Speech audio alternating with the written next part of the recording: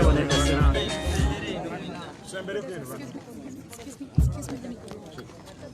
morning, ladies and gentlemen. We will start right away with the singing of the national anthem. Oh, Uganda, may God uphold thee. We bear our future in thy hands. United, free, for liberty, together we'll always stand. Please be seated.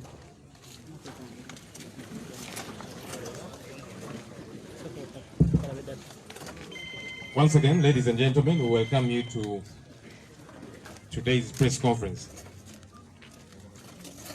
Today, the 22nd of February, marks exactly 7 months since we unveiled the National Unity Platform to the nation and its new leadership, because we did that on 22nd of July 2020. And so 7 months down the road, incredible things have happened. We thank God for the great milestones that we've been able to achieve in a time so short, because we had about 2-3 months to get set for the election itself. But lots of things have been able to happen. But also in these 7 months, there's been mountains to climb. There's been challenges that we have been faced with. Many of them we anticipated anyway. Some have been shockers. We, yes, expected the regime to come at us, but in some cases we didn't expect it to be as evil as it has turned out to be. But 7 months down the road, we are stronger than ever before. We are a lot more resolute than we did begin out, because we know that what we are pursuing, the change of leadership, and for that matter, transformation of our country, is number one, legal, and two, it is the right thing to do. And so we are not going to back down. There are those who thought that within a very short while we shall have fizzled out. Right from the time of Peoplepower as a movement, said it is a wind which is blowing, it is going to pass. And there's a wind which passed, but for us we remained around. And so we are here to stay until ultimately we achieve that which we are pursuing, change of leadership and transformation of our country.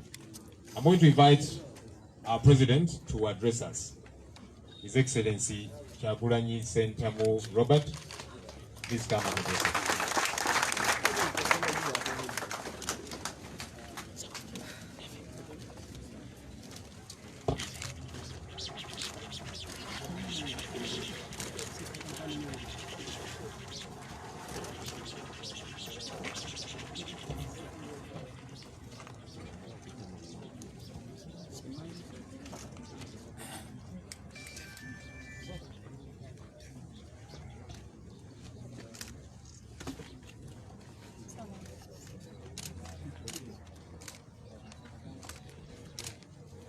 Greetings, ladies and gentlemen.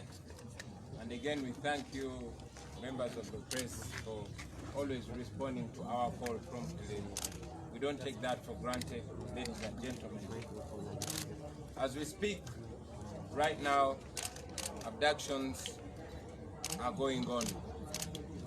We receive reports of our comrades that are being abducted while we continue to search for those.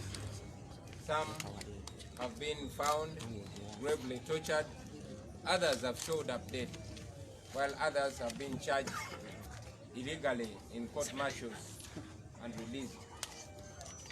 We are not giving up. We continue to condemn such acts, and we call upon the people of Uganda not to relent on their demand, because we know that those that have been released, it has been because of the non-stop demand for their unconditional release. Our comrades, Nubian Lee and many others, continue to be illegally incarcerated in Chitalia. I want to update the nation that we filed challenging their unconstitutional trial in the court martial because they are civilians. And tomorrow there's going to be a hearing to the same. But again,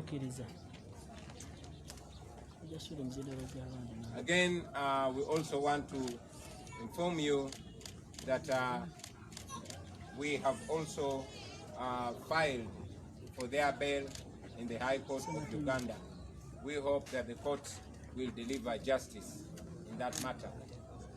In the same breath, ladies and gentlemen, I want to sympathize with the journalists that were recently brutalized by the military while we were delivering a petition at the United Nations Human Rights Office here in Kololo.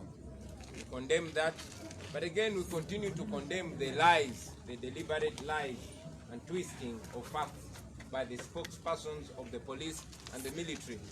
I saw the spokesperson of the military desperately trying to deny the facts that were covered on camera. For example, a fact like one Napoleon Namanya was commanding those people that beat up journalists, and indeed he personally beat up our member of parliament elect for marching the Honorable Frederick, and he also beat John Cliff Wamara, at least he himself. But as usual, here in Uganda, there are those that have license to commit crimes because they know that they have scapegoats. We saw the people that were paraded for trial, and it was laughable. Ladies and gentlemen, we invited you here today to inform you about our decision on election petition number 1, 2021, where I am challenging the purported victory of General Museveni. I want to remind you that we were skeptical about going to court. There were two schools of thought. One held the firm belief that going to the courts, to the Supreme Court to challenge the Museveni election was a waste of time because these were cadre judges. The institution of the judiciary had been reduced to a mere mockery. But again, there was also another school of thought which we agreed with, that much as the judiciary has been reduced to a mockery, it's an institution that we believe in, while we might not believe in the people that are pretending over it. And yes, we went, like I told you, we went to the Supreme Court to get two things: either to get justice or to have opportunity to expose the judiciary. But as you all have been following, even before we could expose the judiciary decided to expose itself. The world has been watching the biased tendencies. You have seen the bias and double standards that have been exposed by the judiciary, but in particular the Supreme Court. You all remember that we were blocked from filing our election petition on a Saturday. But when the NRM lawyers went to the Supreme Court, they were actually allowed to file a response to our petition on a Saturday. That is double standard number one. Just a few days after we had filed our petition, you all saw, we watched in shock as the Chief Justice invited the respondent, General Museveni, to a lawyer's meeting. But not only did he invite him, but you all watched the statements that the Chief Justice made before General Museveni. The Chief Justice was asking for some favors and was asking General Museveni to do some things in the capacity of president a year from now, thereby deliberately declaring that he had a predetermined mind, thereby communicating to the nation that according to him, Museveni would be president next year, even when he had a petition before him.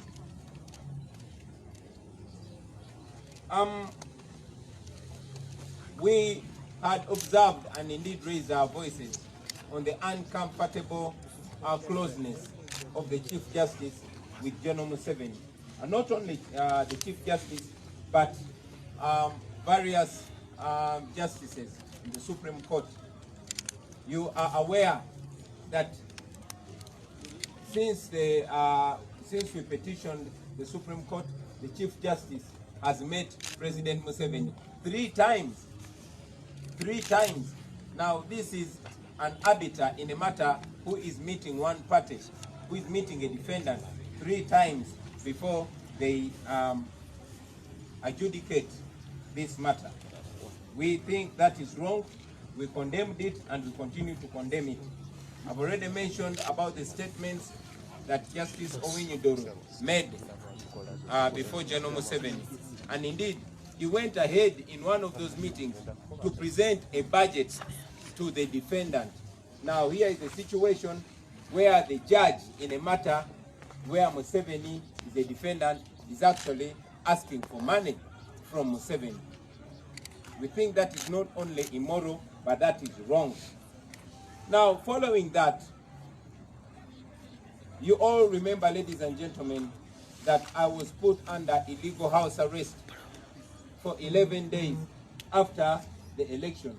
And yet, according to our laws, an aggrieved party is supposed to file a petition within 15 days. Now, out of those 15 days, I was under house arrest for 11 days. It took the order from the High Court of Uganda for me to be able to leave my home, thereby start working on that petition. Good enough, we were able to work around the clock, and within 4 days, we had filed a petition. But again, our law provides for amending the petition because we decided that we had to present more grounds, more powerful grounds to the Supreme Court. It shocked us, like it shocked so many people in the world, that the Supreme Court rejected the amendment to our petition. I must remind you, ladies and gentlemen, that in the just recent presidential election petition of Amama Mbabazi versus Museveni, an amendment to the presidential election petition was accepted. So it was clearly discriminatory of the Supreme Court to reject an amendment to our petition. Yet an amendment was accepted in the recent presidential election petition. As if that was not enough, ladies and gentlemen, our lawyers put it to the Supreme Court. They explained to the Supreme Court that we were unable to put all our grounds together because time was not enough, having noted that the military and police took away 11 days from our time. The Supreme Court, with a clearly biased attitude, rejected our amendment. Now, a matter before court is determined according to evidence. Because the matter is determined according to evidence, we made every effort to collect as much evidence as possible. Even amid this difficulty, you are all aware that many of our election observers as national interplatforms, many of our polling agents were arrested and others were and continue to be on the run. Many of them are in prison. Many of them have been abducted by the police and the military, and we don't know where they are. And yes, very many of them are on the run. So amidst those challenges, we were still able to put together that evidence, well knowing that in the past presidential election petitions, for example, one of 2001 and one of 2006 of Dr. Kizza Besigye versus Museveni, evidence was continuously admitted in the court all through the hearing. But guess what? When we took our evidence to the Supreme Court, even before the hearing, the Supreme Court, in an unprecedented manner, rejected our evidence. We are convinced that the Supreme Court has a predetermined mind. They want to rule that we lost this petition because we did not adduce enough evidence. But here is the Supreme Court rejecting evidence. And among the evidence that was rejected was an affidavit by our Secretary General, was an affidavit by a comrade called Kalundi Serumaga of a video which was putting everything clear to the Supreme Court. Videos of the military ballot stuffing, videos of pre-ticked ballots being ticked by the police and the military, videos of places, especially in Western Uganda, where voting did not take place at all, videos of contradicting declaration forms. All that was rejected.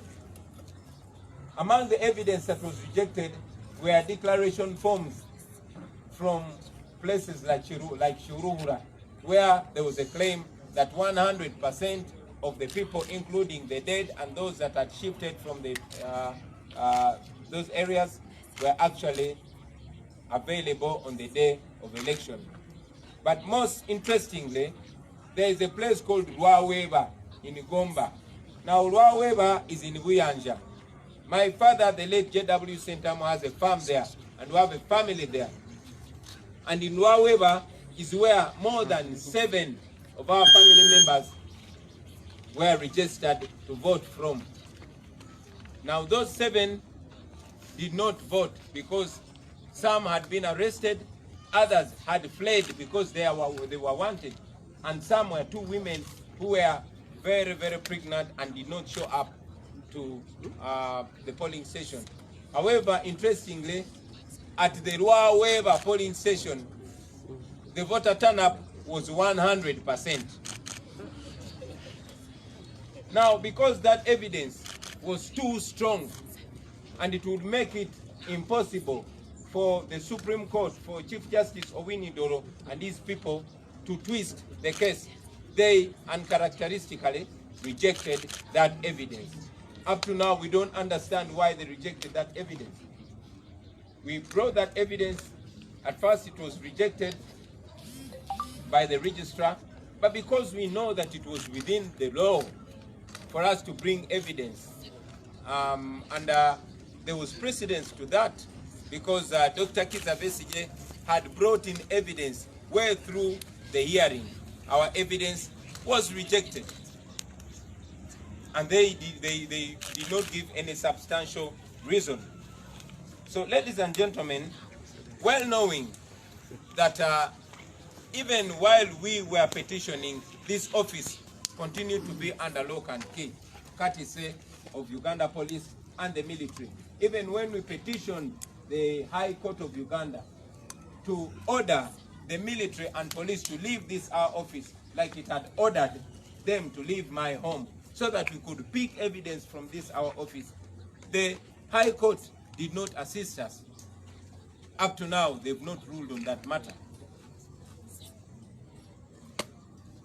The pieces of evidence that were rejected were way beyond 200, which is very, very clear that the judiciary, the Supreme Court, is not intending to give us justice in this matter. Now, one very disturbing thing is that in the 2016 presidential election petition of Amama Mbabazi versus Museveni, even when by then the days of hearing and determining the case were 30 days, they were given over a week of submissions. But guess what? The Supreme Court said we could only submit in this, our petition, for 30 minutes. Only 30 minutes. I want you to imagine us being able to make our case, to bring all these details together in only 30 minutes. Now that was clear. One, the Supreme Court did not want this matter to attract so much attention. Because this is a matter of very high public interest, they did not want the public to, pay so much attention. They did not want to expose themselves. But unfortunately, they ended up exposing themselves even much more bare. So For that matter, ladies and gentlemen, for the reasons that we've given above, we have decided to withdraw from their court.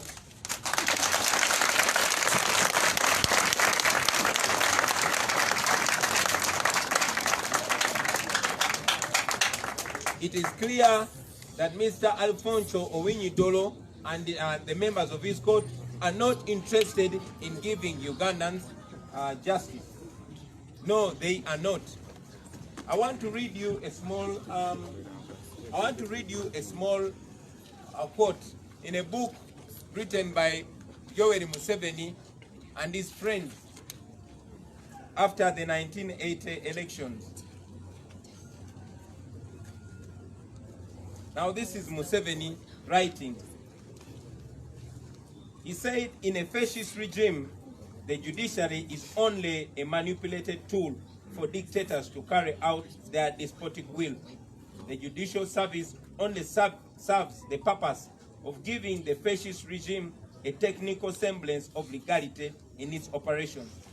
The weakest and most compromised men are appointed to key positions in the judiciary, in the judicial service because of their willingness to bend the laws according to the desires of the dictatorial regime.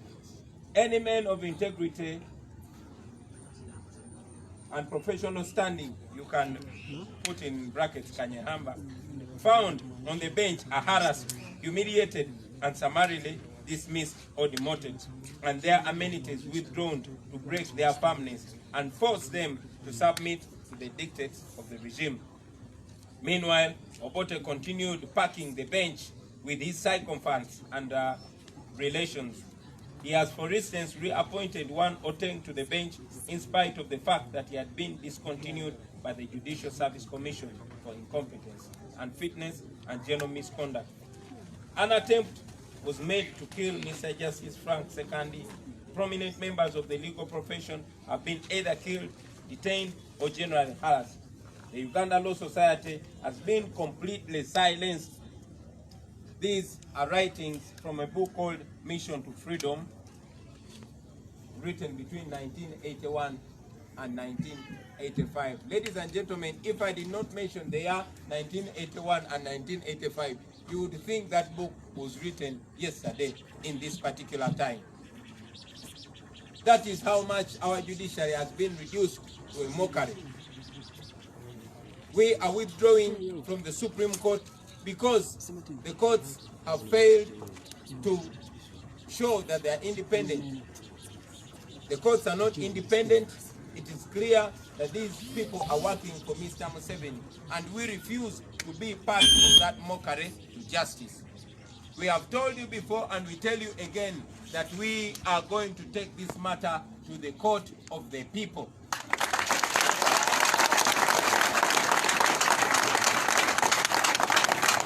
We have told you before, and we are telling you again, that the people of Uganda are going to have the final say in matters concerning their destiny.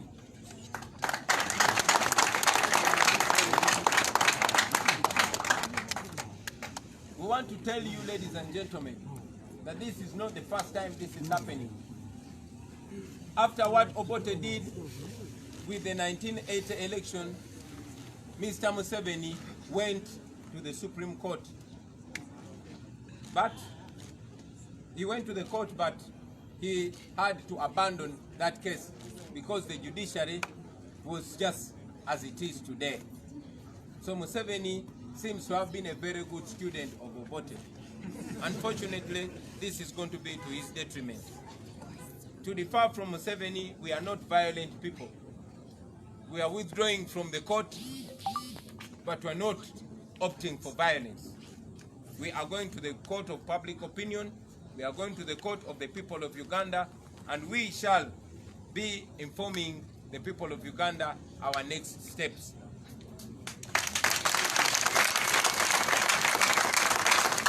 We have therefore instructed our lawyers to withdraw the case from Mr. Owiny-Dollo's court, because it seems like that is not a court to give Ugandans justice. I thank you, ladies and gentlemen, for God and our country.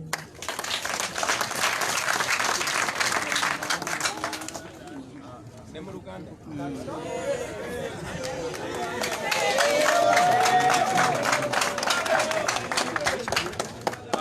Basebo ne banyabo njagala okuweebaza nate ensonga lwaki nebaza bannamawulire olw'okuddukiriranga omulanga gwe tubanga tubakubidde mu kaseera akatono ne bajja ne babeera naffe.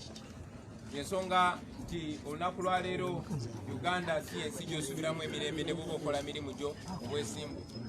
N'olw'ensonga eyo njagala okusaasira baganda baffe bannamawulire abakubiddwa emiggo bangi ne batuusibwa ne malwaliro nga bakubwa abasirikale ate abalina okuba nga bakuma eddembe.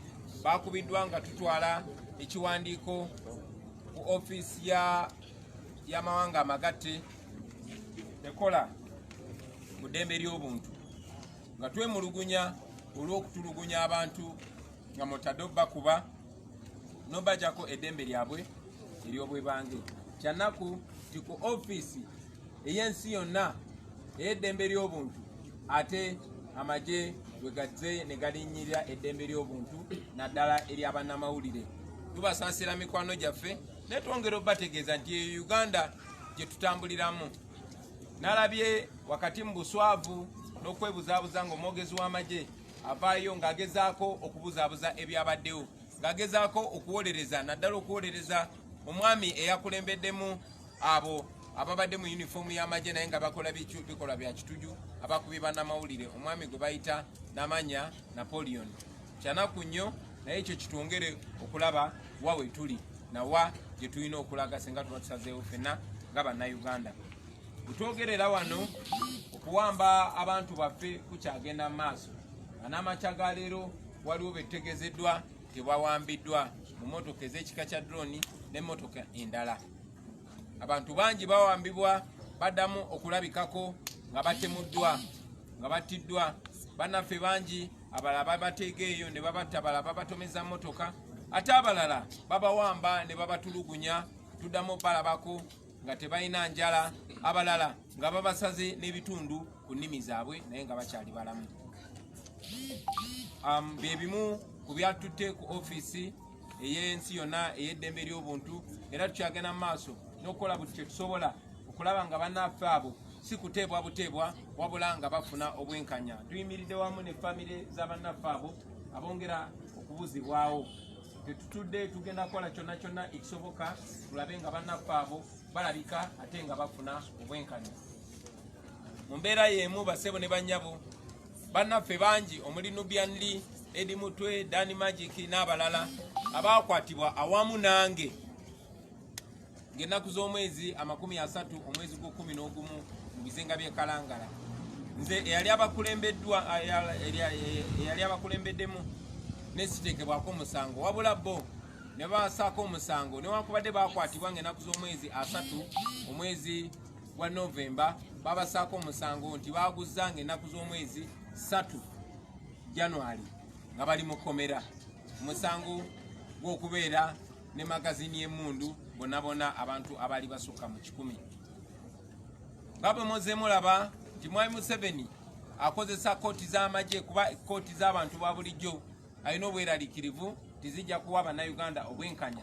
So akozesa kooti z'amagye z'alagira ekyokukola. Era mujjukira nti bwe bankwata mu bumenyi bw'amateeka mu Arua, bannamateeka baffe bagenda mu kooti ne bawakanya ekyokumpozeseza mu kooti y'amagye nga tesiri musirikale, era kooti n'ekisazaamu.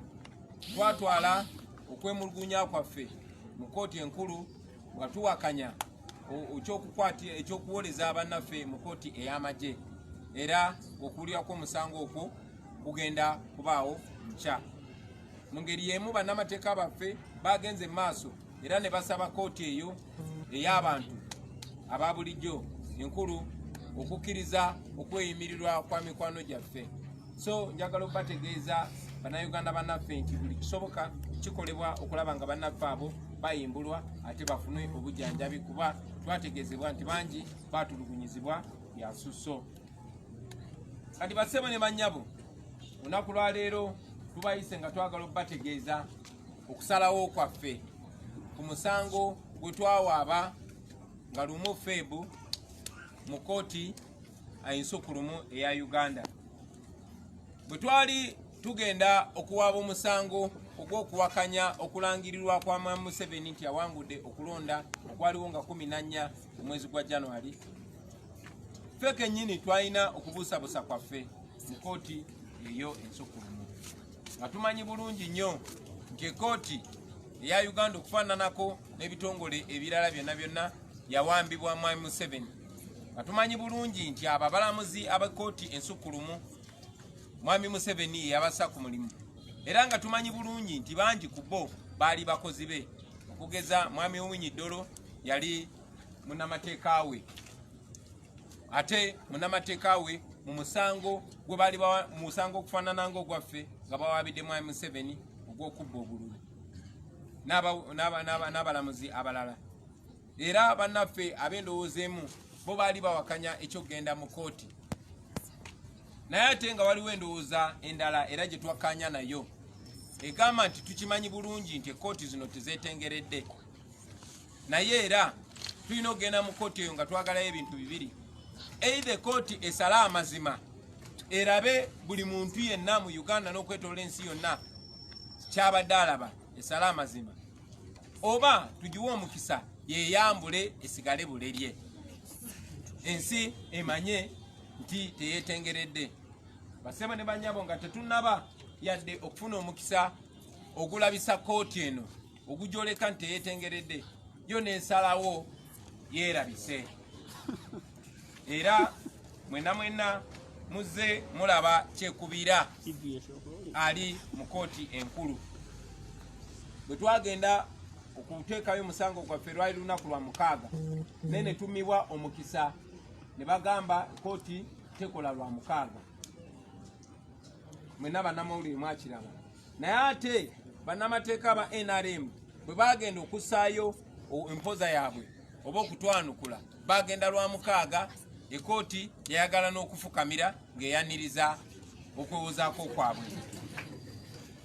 Ekyo ke kali akabonero akasooka akalaga nti ekooti yeekubira. Naye tebakomaawo. Mwalaba Ssaabalamuzi w'eggwanga Mwami Alphonse Owinyiddolo nga ayina okuwaaba kwaffe ku mmeeza ye, ng'ayina omusango gwaffe ku mmeeza ye, yagenda maaso n'ayita omuntu gwe twawaabidde, ayina okuba nga yeewozaako mu maaso ge, n'amuyita ku mukolo. Teyakoma kumuyita ku mukolo, n'abako ebigambo by'ayogera. Mu bigambo ebyo yali asaba Mwami Museveni abeeko by'akola nga pulezidenti omwaka ogujja.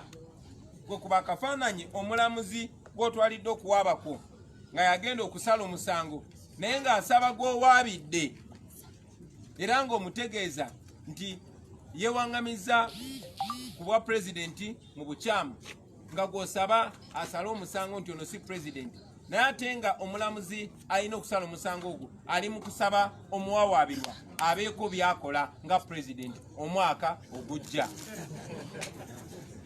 Ngalinga agamba nti omusango yagusaze dda Mwami Museveni ye mu ndowooza ya Mwami Owinyiddolo yagenda okubeera pulezidenti omwaka oguddako. Era basebo ne bannyabo mukimanyi nti abalamuzi abo Mwami Owinyiddolo ne banne basisinkanye Museveni emirundi 3. Kati egyo emirundi 3 gye bakkiriza bokka mu kiwandiiko kyabwe oluvannyuma lw'ensi okuvaayo ne bakolokota. Bafulumiza ekiwandiiko olunaku lwajjo ne bakkiriza nti basinkanye Mwami Museveni emirundi 3. Ekyo gye batugambyeko, naye tulina okukkiriza nti basinkanye Mwami Museveni mu kyama emirundi mingi nnyo. Let me say that in English before I proceed. Even though the judiciary communicated that they've only met Mr. Museveni 3 times, we are convinced they've met him in secret many more times, which is immoral, which is an exposure of their biasness and their impartiality. Kanzireyo mu Uganda.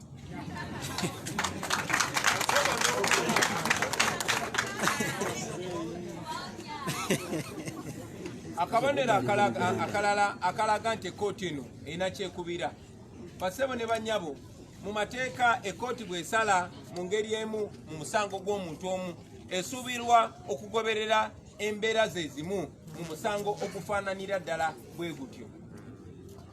Mu kulonda okwakwagwa ogw'omwaka 2016 Honorable Mama Mbabazi bwe yaloopa Museveni yakkirizibwa okukyusa oba okuleeta ennongoosereza mu mpaaba ye. Mwena mujjukira nti nasibibwa mu maka gange nga nsibibwa amagye ne poliisi nga balagirwa mwami Museveni okumala ennaku 11 ng'ate amateeka gaffe gampa ennaku 15 okuwaaba omusango mu kooti ensukkulumu eya Uganda. Naye ennaku 11 nazimala ndi musibe. Bwe navaayo nayina ennaku 4 zokka okwatagana ne bannamateeka baffe okuwaaba omusango. Twakikola ekyo mu budde obwo naye nga tumanyi nti amateeka gatukkiriza okuleeta ennongoosereza, okuleeta ensonga endala ezirina okwesigamibwako ekooti okusazaamu okulonda okwo. Ng'emu ku nsonga yali nti mwami Museveni yali tasaanidde mu mateeka kwesimbawo. Kyewuunyisa nnyo buli muntu abamanyi amateeka n'ababadde bagagoberera okulaba nga ekooti ensukkulumu ekulembeddwa mwami Winyi-Dolo yatugaana okuleeta ennongoosereza mu musango gwaffe. Nga Mama Mbabazi ekooti y'emu yamukkiriza naye ffe netugaana. Mwana wattu neetewano ensonga netugamba tuganye okuleeta ennongoosereza yammwe naye tujja bbawo ensonga oluvannyuma. Balabika ensonga eyo bakyagiyiiya paka kati. Ekyo nno tekyakomaawo mikwano gyange. Already tubategeezezza nti ebimu ku byatulwisa twali kubeera nga tuli basibe. Ekooti ensukkulumu eyo negamba bwe muba mwagala okuleeta ebintu ebyenjawulo mujja bireeteramu evidence. Kakati oba mujja bireeteramu bujulizi. Tubadde n'akaseera akazibu okuŋŋaanya obujulizi bwaffe.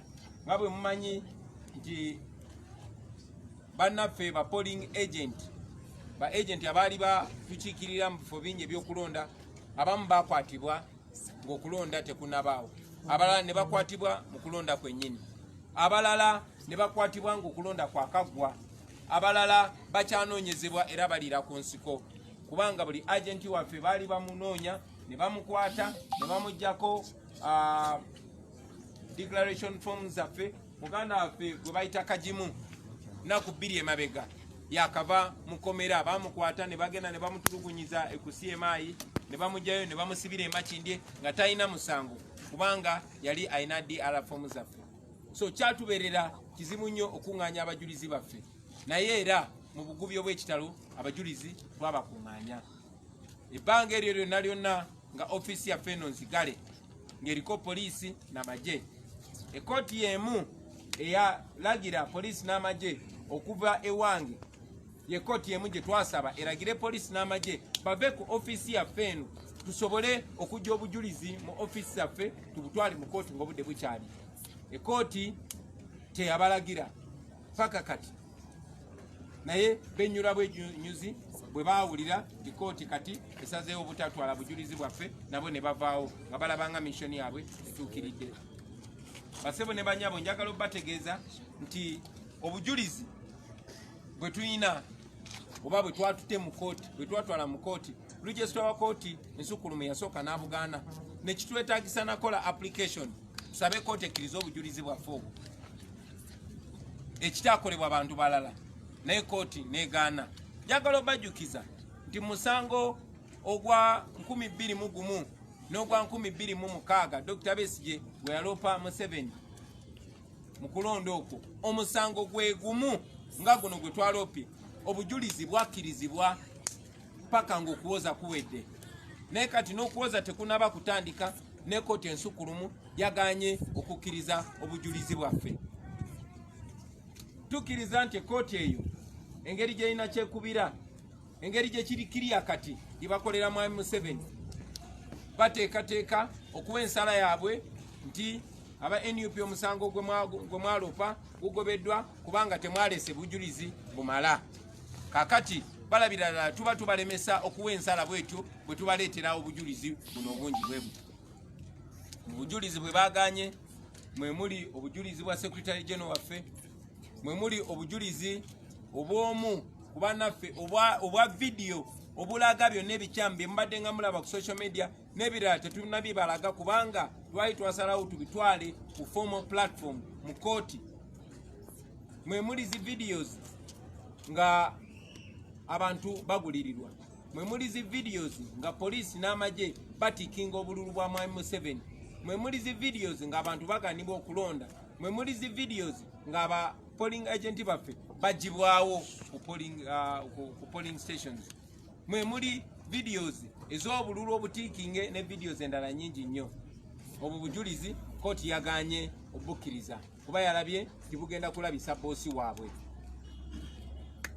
Mu bujulizi bwe twabadde tutwalidde kooti ensukkulumu mwe muli obujulizi nga bwe mbadde mbuulira obw'ebitundu akakiiko k'ebyokulonda bwe kagamba nti ebitundu ebimu bya abantu 100 ku 100 balonda bonna abeewandiisa tibavaayo ne balonda, omuli abo abaafa, omuli abo abasenguka n'abalala.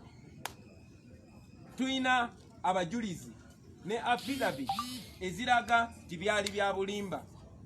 Njabawayo okugeza kuwa mulundi gumu ewaffe Gomba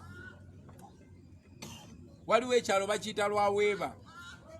Lwaweeba eyo mukadde wange alinayo faamu era tulinayo ab'eŋŋanda baffe, ab'eŋŋanda abalonderaawo wennyini Lwaweeba ababeera ku kyalo kye bayita Buyanja.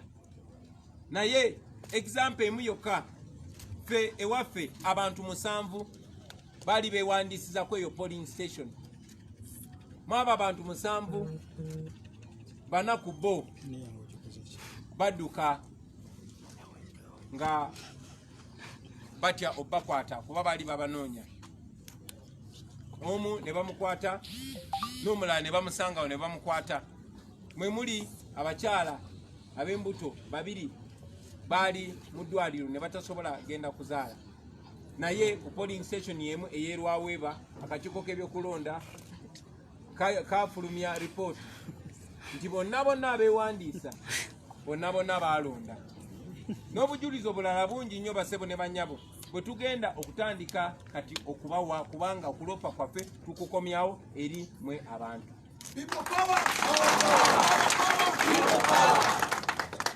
Ng'ovudde ku ekyo kati ate waliwo ekirala ekyewuunyisa. Mu kulonda okwakaggwa mu musango ogwali gwakaggwa ogwa 2016 nga Maama Mbabazi awaabira Museveni newankubadde ng'etteeka eryo tebannalikyusa, omusango baali bagwa ennaku 30 okuguwolezaamu ne gusalibwa.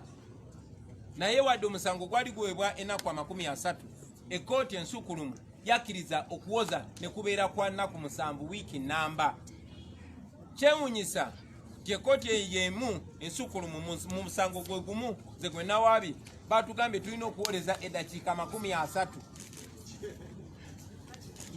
Ekyo kiraga nti ekkooti ensukkulumu teyagala bannayuganda bagoberere musango, teyagala kugirabisa, teyagala mazima agalabike, eyagala tubiwandike buwandiisi byonna bibeere mu nzikiza nga Mwami Museveni era bwe yakola n'ajjako intaneti ng'ayagala ebyokulonda bibeere mu nzikiza, ne kkooti ensukkulumu ng'eyagala byonna bibeere mu nzikiza. Fenno nga National Unity Platform twasazeewo nti tetugenda kwetaba mu oyo vulugu, tetugenda kwetaba mu kubuzaabuza bannayuganda,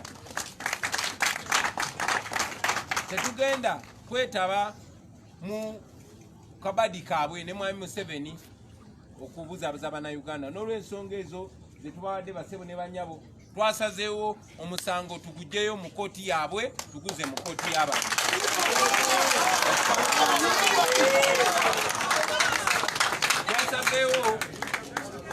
Twasazeewo omusango tugugye mu kkooti yaabwe tuguze mu kkooti yammwe kubanga obuyinza buli mu mmwe. Twasazeewo omusango ogwo tugugyeyo tuguze mu mmwe kubanga already mumaze okulaba buli kimu. Twayagala nnyo okulabisa buli kimu mu kirabe n'amaaso gammwe bireme kwekweka mu luzungu.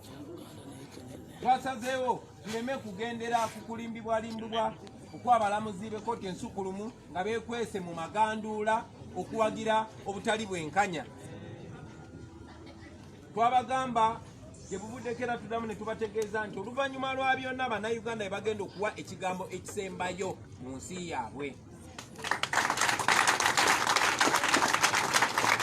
Era mbategeeza twategeezezza dda bannamateeka baffe ne tubabuulira batandike emitendera gy'okugyayo omusango ogwo. Bategeezezza nti okugyayo omusango ogwo kijja kuba mitendera, ekyo tukikwasiza bannamateeka baffe. Naye ffe ku lwa bannayuganda omusango ogwaffe gubalemye.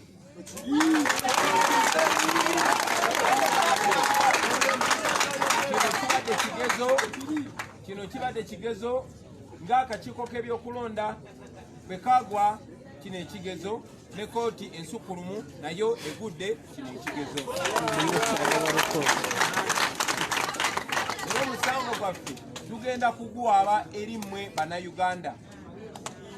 Era bwe tumala okugyayo obujulizi bwaffe bwonna, ekooti eba terina we tugambira mbu ate ensonga eziri mu kooti tozibuulira abantu, byonna tugenda birabisa maaso gammwe.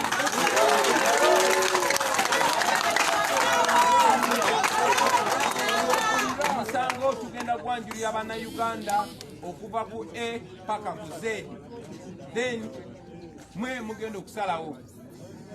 Munaku eziddako tugenda kubategeeza basebo ne bannyabo kiki ekiddako.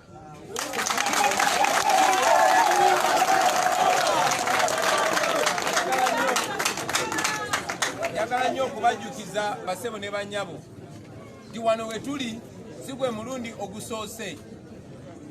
Emyaka 40 egiyise mu mwaka gwa 8 nga bwe tubisoma mu byafaayo ng'Obote amaze okukola nga Museveni kyeyakoze ekyenjawulo nti ate ye Museveni yamusinzeeko okukikozesa obuswavu n'obutaba na nsonyi. Mwami Museveni yagenda mu kooti n'awaaba, era bwe yalaba tafuna bwenkanya omusango yagulekayo mu kooti n'agenda mu kisiko. Twagala okubategeeza nti tulina obuntu bulamu, tuli decent okusinga Museveni, tugugyeyo mu butongole. Era omusango guno tusazeewo tugutwale mu bantu mu butongole.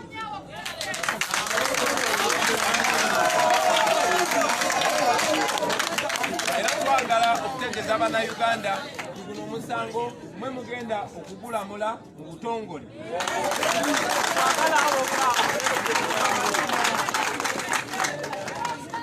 Nga bwe tubadde tufuba basebo ne bannyabo okumakinga sure buli mutendera mugutegeera, nga bwe tufubye mu prosesi y'okulonda yonna buli kimu ne mukitegeera, era tewakyali akyasobola balimba kati nti Museveni teyabba. Tewali akyasobola balimba kati ti akakiiko k'ebyokulonda akali tekeetengeredde era tekagoberera mazima. Mu mbeera y'emu saawa zino mukiraba, naye twagala okuyita mu buli butendera nga tubalaga step ku step nga ekooti ensukkulumu eya mwami Owinyi-Dollo bwe talina kigendererwa n'omulundi n'ogumu kusala mazima okuba kuwa bannayuganda bwenkanya. Tugenda buli bujulizi okububanjulira step by step nga tumaze okubugjayo mu kooti yaabwe. Bwe tumala abasebo ne bannyabo tugenda bategeeza kiki kye tulowooza ekirina okuddako.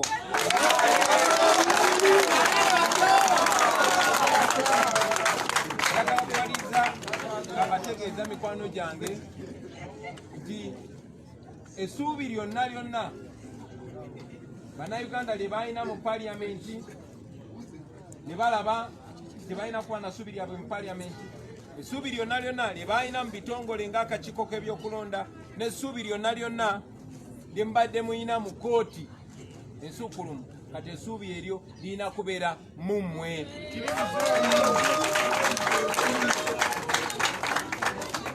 Buli lunaku oluyitawo, buli ssaawa eyitawo egende balaga nga bwe mulina okwebereramu, nga bwe tulina okwebereramu ffe nga bannayuganda. Mwami Museveni nga bwe yakyogerako mu myaka gy'ekinaana nti Obote kyeyakola kwe kunafuya ekooti n'afuna ba yesman oba abalebeesibe ne baba nga bateeka mu bifo ebyokusala emisango, era abo bonna bonna abeemalirira n'agenda nga bajja mu bifo eby'obuvunaanyizibwa. Ekyo nno bwe kiri ne ku mulundi guno bassebo ne bannyabo. N'olw'ensonga eyo essuubi liri mu mmwe, twagadde obategeeza mukimanye olwaleero nti ekkooti ya mwami Owiny Dollo ne banne tugimulekedde.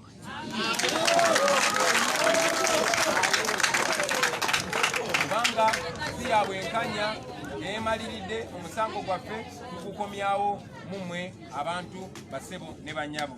N'ebigambo ebyo njagala obeebaza, manyi nti abamu ku mmwe mulina ebibuuzo bye tujja okwanukula. Mwebale nnyo, mwebaliriza.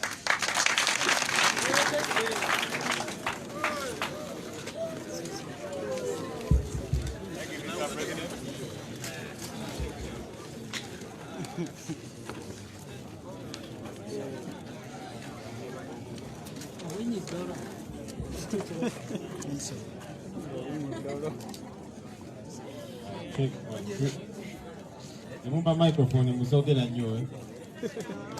Okay, let's take any questions if there are any. Shaman.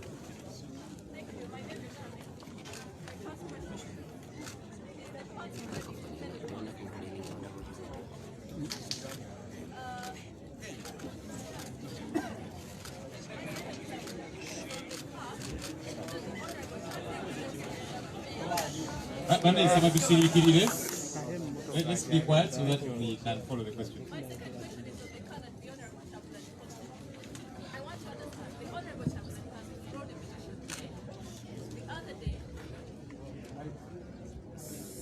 Okay, the Honorable Chagulanyi has withdrawn a petition today. The other day he posted a car that is armored. Yeah? We want to understand what exactly that is. I don't understand. Are you saying there's a relationship between going and the car? Yes. Because you see, the car came on the MA.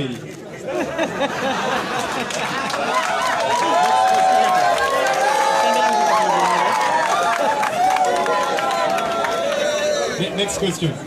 Yes, Patricia.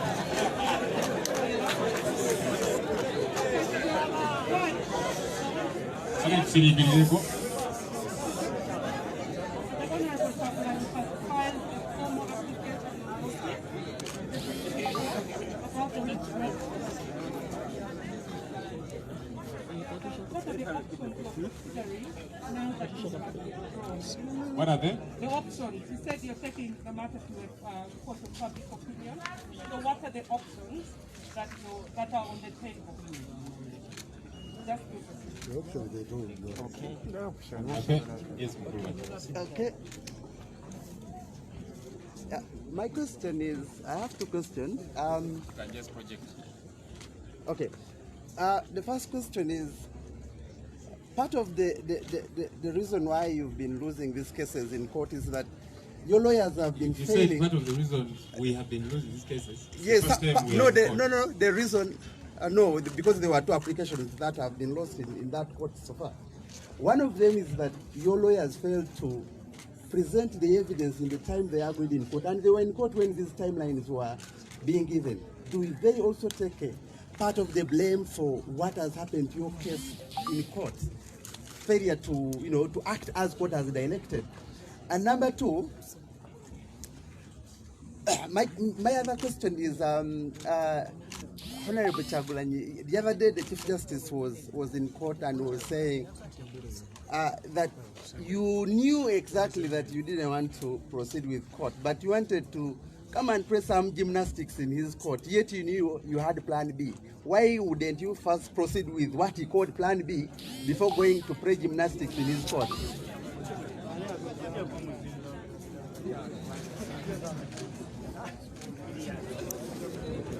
Okay.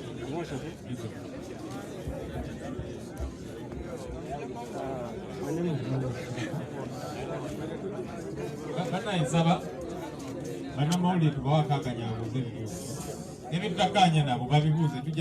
answer with the one. Yes. There is a headline today in English about the signatures that were forged according to the judiciary. They checked them and they were forged. About the witnesses you already presented,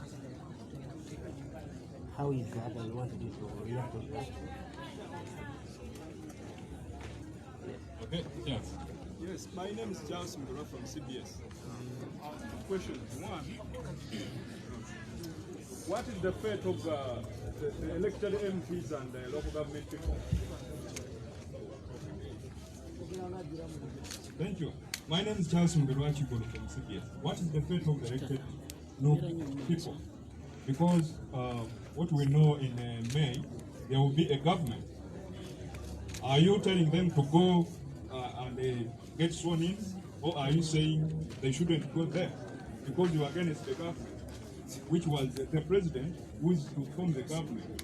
Then two, what are the plans there? Are you saying you are going for a civil disobedience? And three, have you considered the litigation cost for the party funded? Okay, thank you.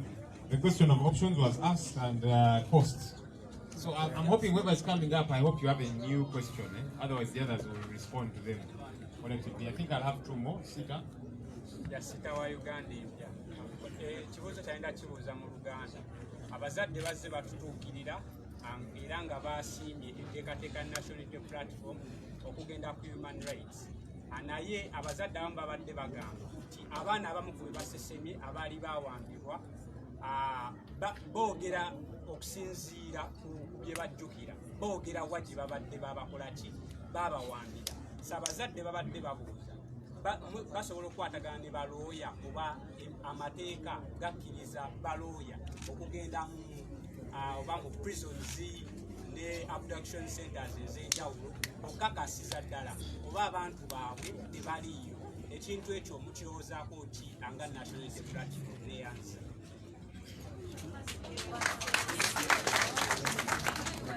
Neyanza Nyonze Frank kola n'olujjuliro. Mukama waffe President atutegeezezza nti omusango guvuddeyo. Alina pulaani ki kuba luli yatutegeezaako nti asuubira ng'okulonda kunaatera okubaawo bajja kukola ABCD era ne babikola. Ku luno President olowooza embeera eno teddemu kubaawo nga okusibira muntu n'ebirala era weeteeseteese otya. Ekyokubiri nga eyakava mu komera kuba naakavaayo ennaku bbiri emabega drone yakwata. Mr. President, abaana bangi naddala aba National Unity Platform abawagizi baffe bakyali eyo, naye kyagala kwefaananyirizaako ng'ekyasiita nti tulinawo pulaani yonna okukonfaminga omuwendo gw'abaana bano nakutya bwe tubayambi.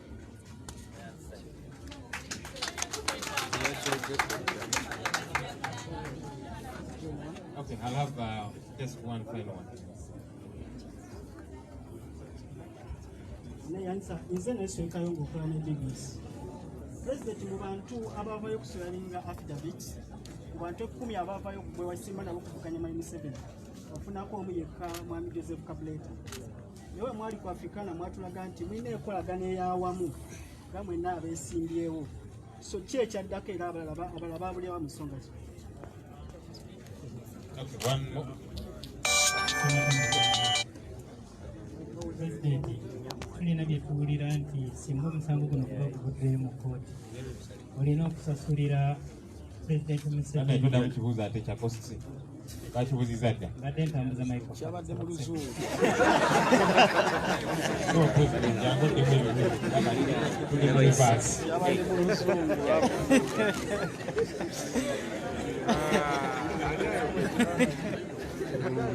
Kyabadde mu Luzungu.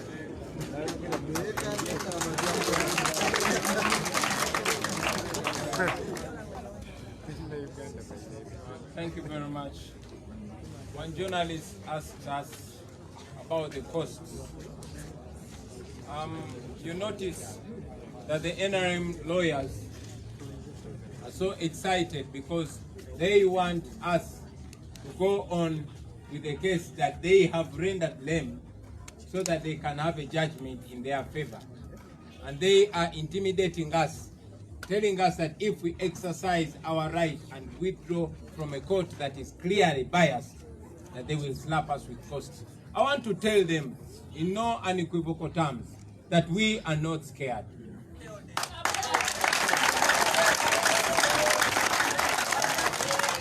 The price that has already been paid is too huge. We buried Frank Senteza. That was the ultimate price. Just a few days we buried Mulongo Sam. To stand against Museveni, you don't stake your house, you don't stake your money, you stake your life. So just to remind you, Titwatala Afia.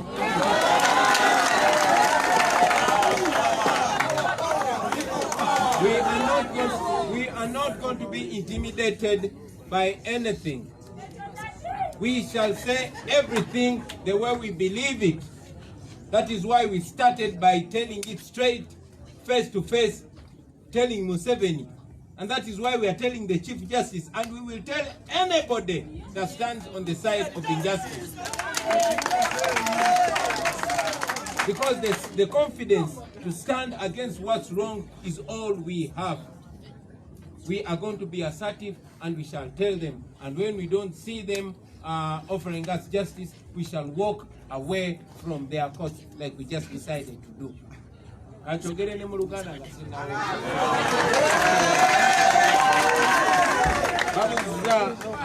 Sematimba bwegire kyabadabuza abadde bakibuuza dda mu Luzungu naye obadde ogezaako kibuuza mu Luganda.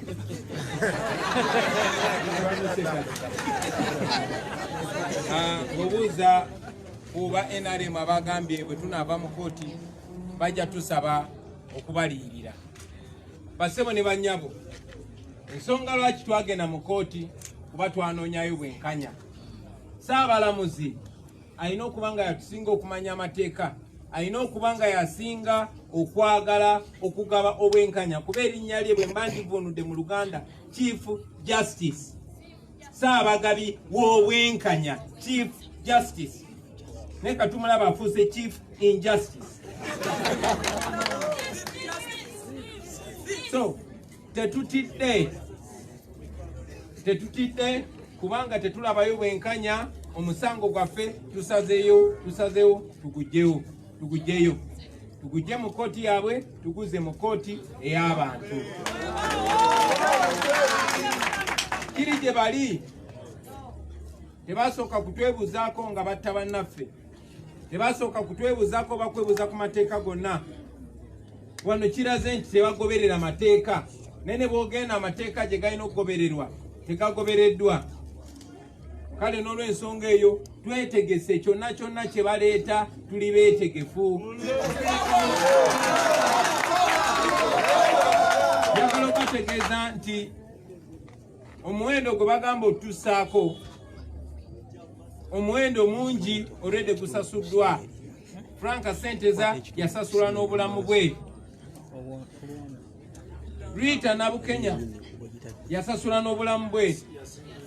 Yasini Kauma yasasula n'obulamu bwe. N'ennaku ntono nnyo twakaziika Mulongo Sam yasasudde n'obulamu bwe.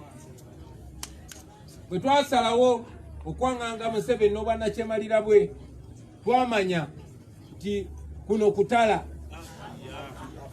Tetwatalayo ssente, tetwatalayo nyumba oba bya bugagga, twatala bulamu kyebayita okutala asira. N'olw'ensonga eyo tuli beeteefuteefu era mwenna bannayuganda tubasaba mutuseewo amaaso abiri mutunule enkaliriza. Buli ekigenda okugenda mu maaso njagala kituyambe okumanya baani abatufuga, nangeri ki gye batufuga, nangeri ki gye bawambye ebitongole bya gavumenti, nangeri ki gye bakozesa amateeka mu ngeri emenya amateeka, ngeri ki gye bakozesa ebitongole ebirina okugaba obwenkanya ate okugjako abantu obwenkanya. N'olw'ensonga eyo tetutidde, tuli beeteefuteefu.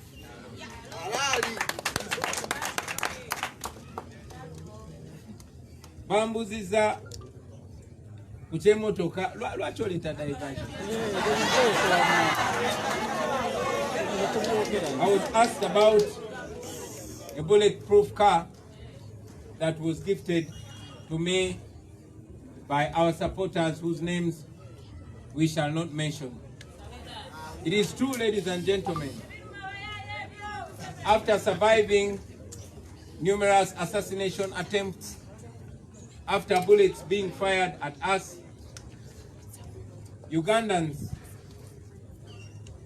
here in Uganda, but most importantly, those in the diaspora, gifted us with various items that would help us keep safe, including bulletproof vests and ballistic helmets. I wore some and gave others to the team.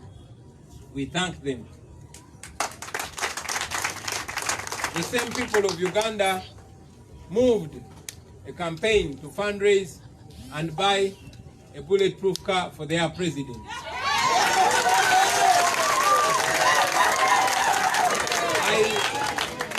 I did not expect it to come through that fast because, man, it's expensive.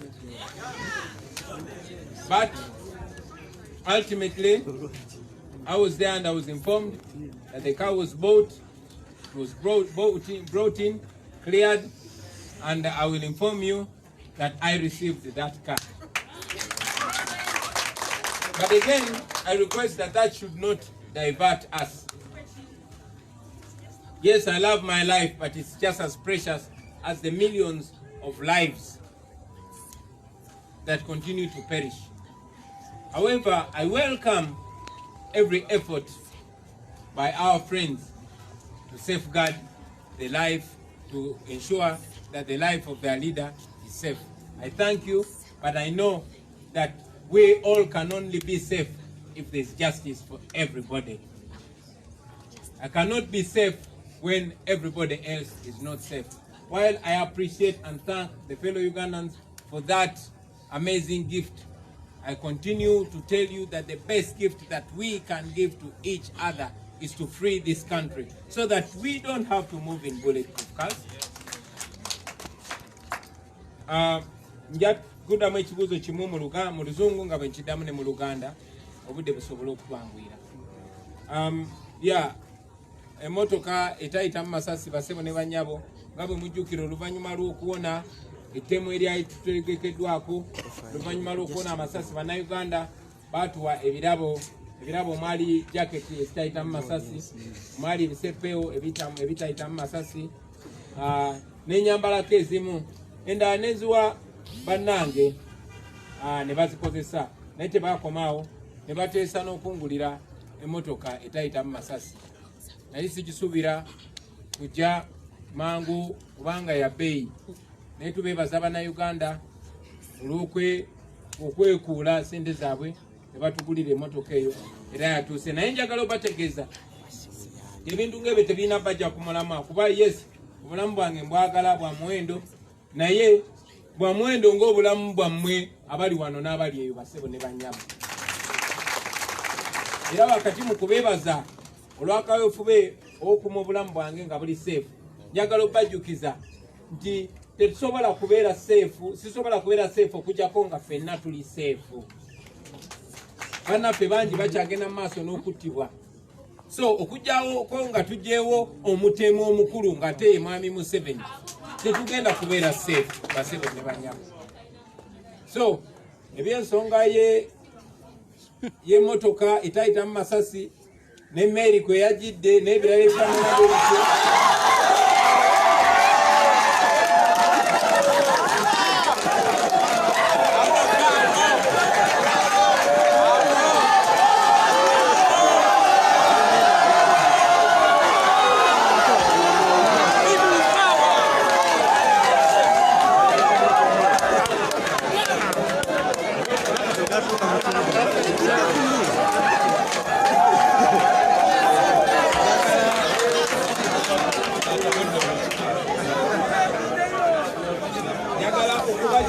mikwano gyange mwenna nti omulimu ogusinga, omulimu omukulu guli naffe bannayuganda, guli eri mmwe abantu aba bulijjo, mu abantu be bayita abantu ba wansi, yemmwe musinga obukulu mu kaweefube waffe ono. Enkyukakyuka yonna gye twagala ffe tugendo gyetuusaako nga bannayuganda, si muntu mulala. Abalala bo bajja kutusanga Busanzi. Abaganda bagamba nanyini mufu yakwata awawunya awawawunya tweteketeke tukwatewo kubanga tugenda kukwata.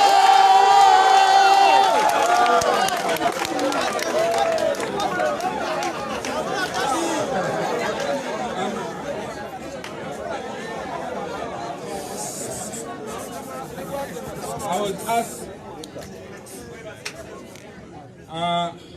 what are the options or what actions are we going to carry out moving forward. I want to remind you that, like we've been telling the people of Uganda, having withdrawn our case from the unjust Supreme Court of Uganda, we are putting all legal and all non-violent options on the table.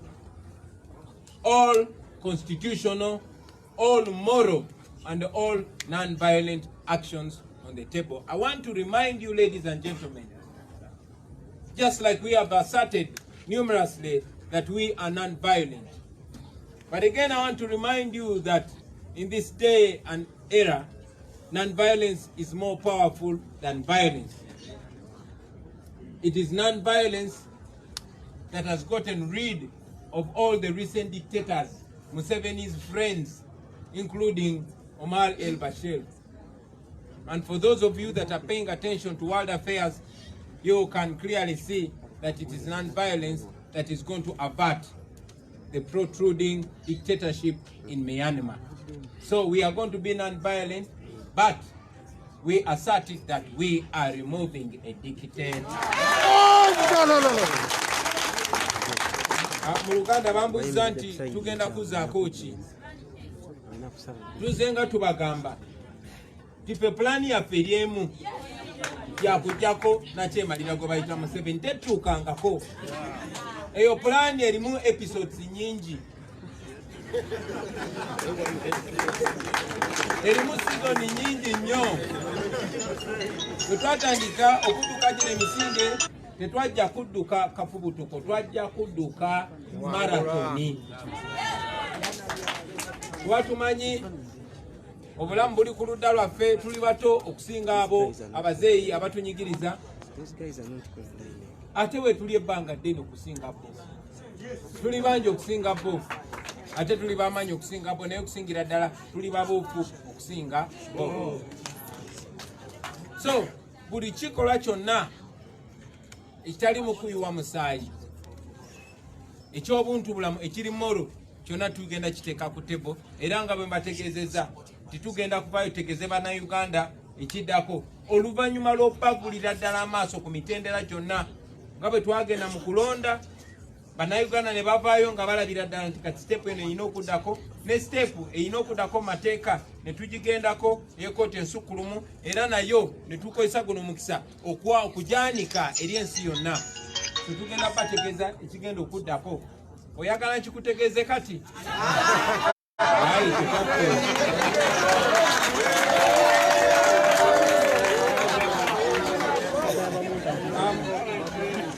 one of the journalists who I saw was kind of criticized by asking these questions. First of all, I want to remind you that we are tolerant people. We are people that listen to every question, and we will answer it as eloquently and as sincerely as we are able to. So the Chief Justice Owinyidolo went rather personal, and in his submission, which in my opinion was a quarrel and an attack on my person. First of all, I want to inform you that we didn't lose any case. And much as you might make every effort to put the blame on our lawyers, I want to remind you that the same court operating on double standards rejected with us what it accepted with other petitioners. So that is clearly bias. That is lack of independence.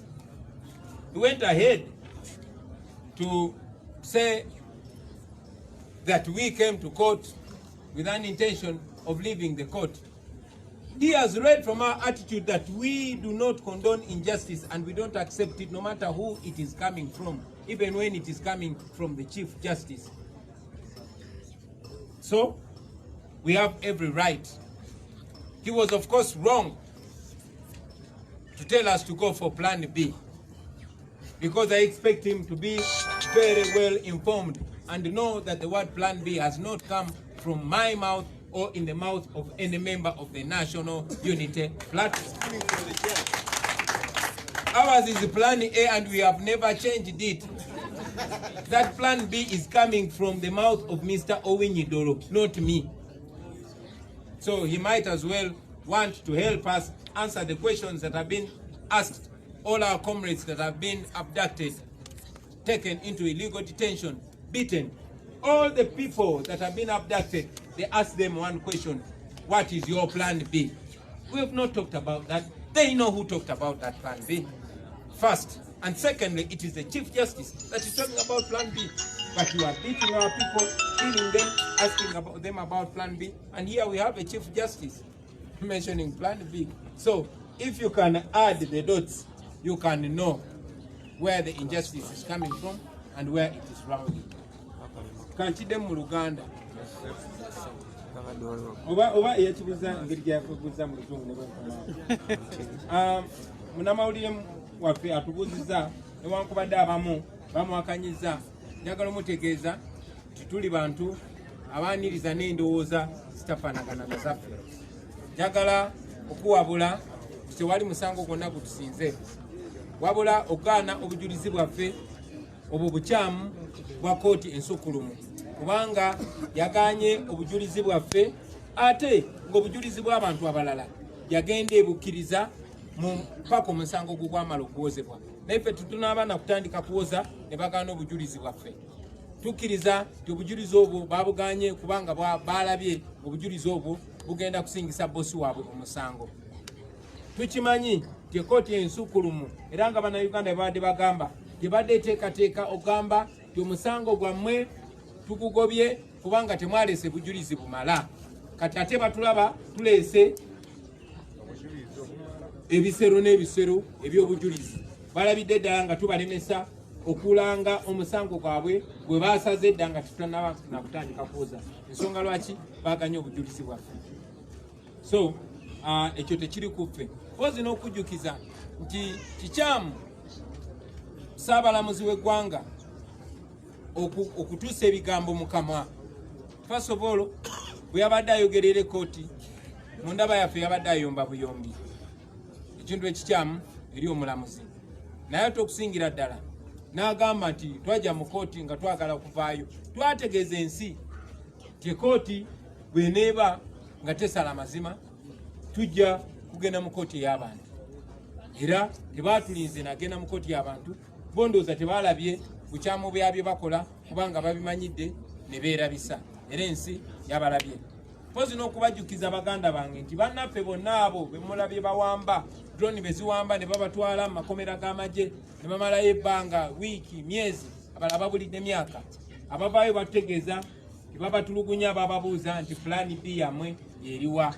Newankubadde bamanyi ekigambo Plan B waje kyava, newankubadde bakimanyi nti ffe Plan yaffe eri emu yakujjako Mwami Museveni, ye Plan yaffe A. Era tugigoberera eri mu seasoni za njawulo naye tugigoberera. Tewali Plan ndala okujjako ey'okujjako Mwami Museveni.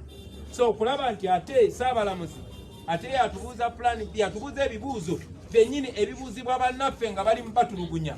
Ekyo kituleetera ebibuuzo bingi, naye nakyo tujja kugenda tukinoonyereza, ekinaaba kyetaaze naye tujja tumutwala mu kooti y'abantu.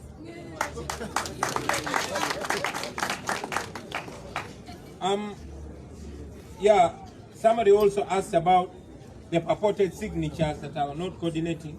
But again, this is evidence that is rejected by court. Why not admit it and question it on record? Why don't you question it in court? That shows that they are trying to firefight, they're trying to explain their wrongdoing. Abazze bagamba nti signatures ezimu eziri ku bujulizi bwe tutute ziriko ebibuuzo, abaffe bwe ziba ziriko ebibuuzo mukkirize obujulizi obwo butuuke mu kkooti yammwe mulyoke mugambe buno obujulizi tebutuukirize. Naye ate bw'obugoberera ku mulyango ate n'ogenda n'ogamba obujulizi bwe baleese bulina obuzibu ng'ate waganya obbukkiriza, then kiraga nti olina kyogezaako okubuzaabuza wakati kikuswala. Siita wa Uganda yabuuzizza ku nsonga y'ebibuuzo ebiri mu bazadde b'abaana abo abakwatiddwa, era abamu ne bamanya nti babasibidde mu bifo ebitakkiriza kusibibwamu bantu mu mateeka, era ne babuuza oba tusobola okukwatagana ne bannamateeka baffe okugenda okulaba nga abazadde abo bakyalira abaana baabwe. Baseba ne bannyabo muzikirize mbajjukize nti nkyali mubaka wa paliamenti era ntuula ku komiti gye bayita Human Rights Committee oba komiti ey'eddembe ly'obuntu, era omulundi ogutali gumu ebiri ekitali esatu twagezaako ng'akakiiko ka paliamenti okugenda muzi safe house ezo gye baasibira abantu, naye mwenna mwalaba ekyaliwo. Batukokingira mundu ng'ababaka ba paliamenti ku miryango gya safe house ezo. Mwami Eri Tumwine n'ayimba wawa akawuyimba n'agamba nti ye tali answerable ku komiti y'eddembe ly'abuntu eya paliamenti.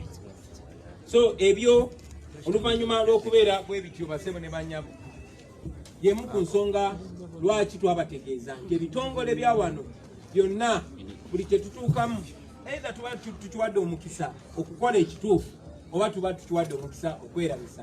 Kyanaku ebitongole ebisinga byetuuseemu bisazeewo okukozesa mukisa ogwo kwerabisa, era y'ensonga lwaki twalinnye eddaala kati ne tugenda mu kitongole kya United Nations.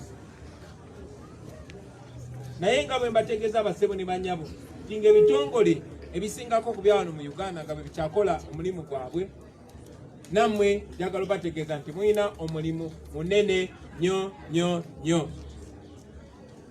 Tetutuula tubeera twogerezaganya, tubeera tutakola emitwe, era nga bwe mbategeezezza titugenda kuvaayo tubategeeze ki kye tusobola okukola, ki kye musobola okukola mwe nga bannayuganda.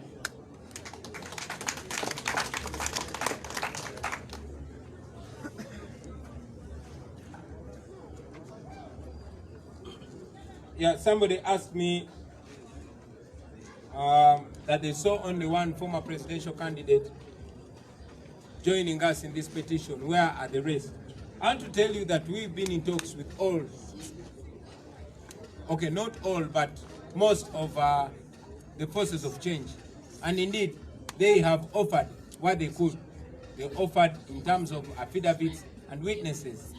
And I've just told you that more than 200 of our pieces of evidence have been rejected. Among those were some from our fellow opposition members. So they were working with us. They are among the evidence that was rejected. Those are ebibuuzo byaffe byanukudde bulungi basebo ne banyama. President kyange tekizoni. Anakubuuziza nti ku bantu 10 omwesimbawo ne mwayimisebo okuvuganya mu Museveni. Jize mu Luzungu, kajide mu Luganda, naye ne mu Luzungu mbadde nkizeemu.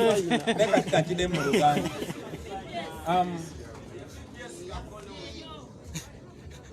Twesimbawo abantu bangi. Era tubadde tulishiganya ne bannaffe omuli Dr. Besije ne timu ye eya FDC, omuli Jeno Mugisha Muntu n'abalala.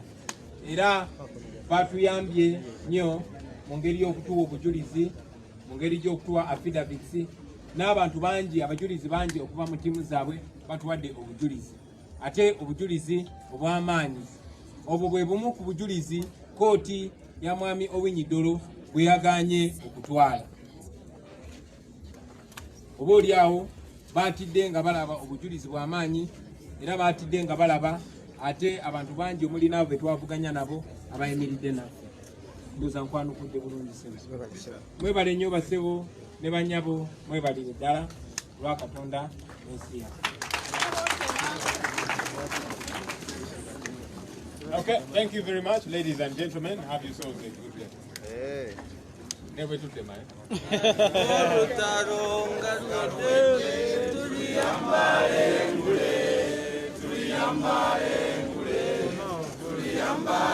Okay.